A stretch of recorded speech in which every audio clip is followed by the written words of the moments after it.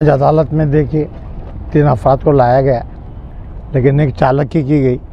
पहले जो offence register किया गया था छावनी पुलिस स्टेशन में CI नंबर 40/2024, जिसमें इल्ज़ामत लगाए गए थे कि भी 4000 जन्म दाखिले जो निकाले हैं लोगों ने, और 4000 जन्म दाखिले में जो गलतियाँ की हैं या जो झूठ किए हैं कि कुछ कागजात बोगस बनाए और बोगस बना के लिए गए, उसमें ऑलरेडी पहले कई लोगों को अरेस्ट किया जा चुका है। कुछ लोगों को जुडिशल कस्टडी मिली और कुछ औरतें भी उसमें जो जेल में। आज पुलिस ने नया मुकदमा दायर की, नया CI नंबर 51 उसी छावनी पुलिस स्टेशन में। और जिन लोगों ने एप्लीकेशन दिए थे, पहले भी वैसे थे, जिन लोगों ने एप्लीकेशन दिए थे किसके थ्रू कराए, वकील के थ्रू, एजेंट के थ्रू या और दूसरे माध्यम से, उन लोगों को आरोपी किए थे। आज 10 अफराद के खिलाफ 10 अफराद का नाम दिया गया है, जिसमें से 3 को अटक बताए, 7 को फरार बताया। और उनका ये कहना है कि भाई इन्होंने जन्म दाखिला लिए। तो जन्म दाखिला लेने में कारपोरेशन के आदमी ने बोला कि भाई हमने कुछ जवाब दिए नहीं, और सिक्के हमारे नहीं, दस्तखत हमारे नहीं, और तहसीलदार भी बोलता है कि हमारे वहाँ के ऑर्डर नहीं दिखते। तो गोया उनका ये कहना है कि ऑर्डर बोगस बनाए गए। तो ये 10 जो अर्जदार थे जिन्होंने जन्म के दाखिले बनाए, किससे बनाए, क्या बनाए, उसकी हमको तफ्तीश करना है, और इसका इस्तेमाल कहाँ किया। हमने अदालत को बताया कि भाई ये जो एक बार जुर्म रजिस्टर हो चुका है, तो उसमें तफ्तीश करके चाहे 100 रहो या 4000 रहो, दोबारा दूसरा जुर्म किया नहीं जा सकता, ये गैर कानूनी है।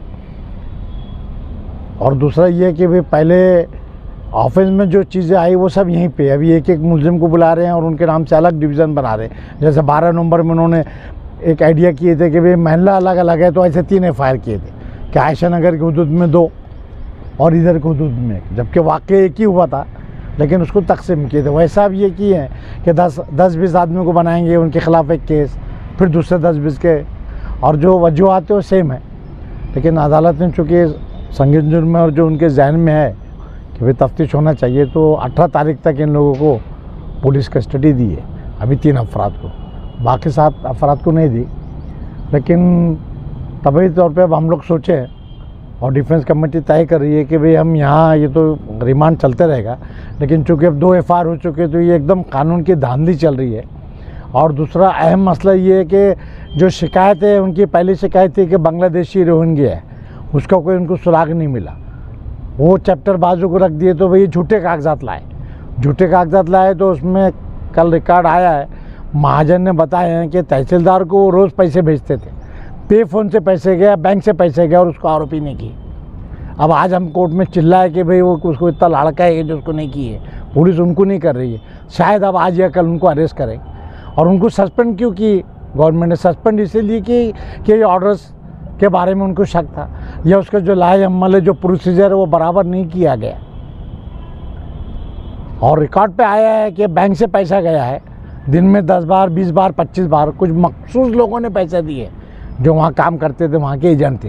तो एंटी करप्शन में भी बैठते हैं वो, और ये ऑफिस में बैठते हैं। इसका मतलब ये कि ये सब चीज़ें उन्होंने नज़रअंदाज की है, और उनकी जिम्मेदारी ये है कि कारपोरेशन को नोटिस निकालना, कारपोरेशन जवाब आना, वो देखना, कागजात की छानबीन करना, और फिर ऑर्डर देना बहैसियत जज। और जो आज FIR लेके आए वो इसलिए भी इलीगल है कि इनका ऐसा कहना है कि भाई जो तहसीलदार ने बहैसियत मुंसिफ के, बहैसियत जज के ये ऑर्डर दिया है। अगर ऐसा है और उसमें अगर कोई गलत कागज़ दिए, गलत एफिडेविट दिए, तो इंडियन पिनल कोड में और नए एक्ट में भी 191, 92, 93 के झूठे एफिडेविट देना, झूठे कागजात देना, वो अलग से ऑफेंस, और उसमें सज़ा सिर्फ 3 साल की है। लेकिन इन्होंने तो 468, 71 जो नए सेक्शन लगाए, इसमें 7 साल, 10 साल है। तो एक ग्रेविटी बताने के लिए, लोगों को डराने के लिए, वरना उनका ही कहना है कि भाई अगर गलत कागजात दिए, गलत एफिडेविट दिए, तो फिर वो सेक्शन लगाना चाहिए था। तो वो सेक्शन नहीं लगा रहे हो। तो ये पूरा एक तरह का जो है मालिकों को कैसा बदनाम करना, और मैक्सिमम बदकिस्मती से लाडली बहने की वजह से मुस्लिम लोगों ने बनाए हैं, तो बस इनको बदनाम करने के लिए उनको बहाना मिल गया। इसलिए हम हाईकोर्ट में क्वेश्चन के लिए जाएंगे कि भाई ये जो सेकंड FIR है, ये बिल्कुल गैर कानूनी है, इसमें PCR भी नहीं देते आता। लेकिन चूँकि ऑफेंस रजिस्टर किया है, तो कोर्ट को वो जो रिपोर्ट देख के फिर नाम है, तफ्तीश करना है, इसलिए कोर्ट देती है। तो फिर भी अदालत ने सिर्फ 18 तारीख तक दी, जबकि उन्होंने 5 दिन का मांगी थी कस्टडी। सेकंड FIR में फिरियादी कौन है?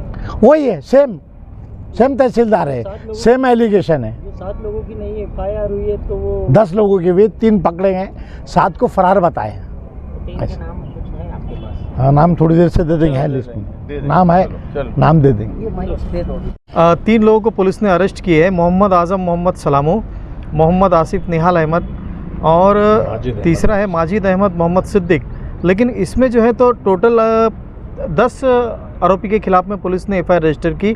7 लोगों को पुलिस ने इसमें फ़रार बताया। फ़रार के अंदर अभी नाम आया हुआ है फरीदा बानो शफीक अहमद, इनका पता है नयापुरा।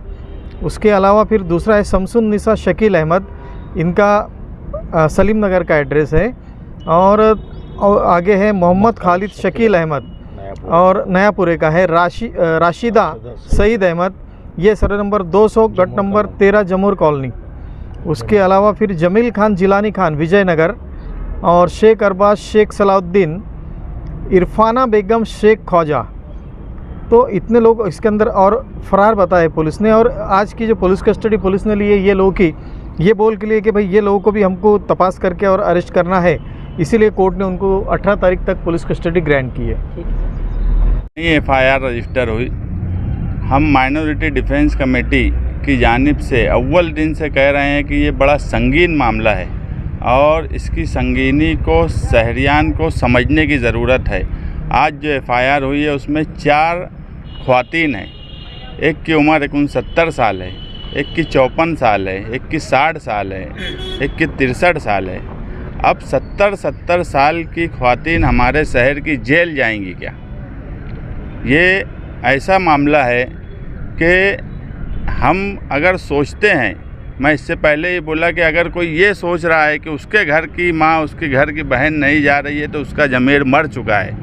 आने वाले जुमा को माइनॉरिटी डिफेंस कमेटी का दगड़ू ऑयल मिल में एक मीटिंग है, वहाँ शहरियान को हम बोलना चाहते हैं कि बड़ी तादाद में आए, शहर के सरकर्दा अफराद आएँ और जो भी तंजीमें चाहती हैं कि वो माइनॉरिटी डिफेंस कमेटी के साथ चलना चाहती है, उस मीटिंग में उस अजलास में वो आकर हिमायत दे सकती है।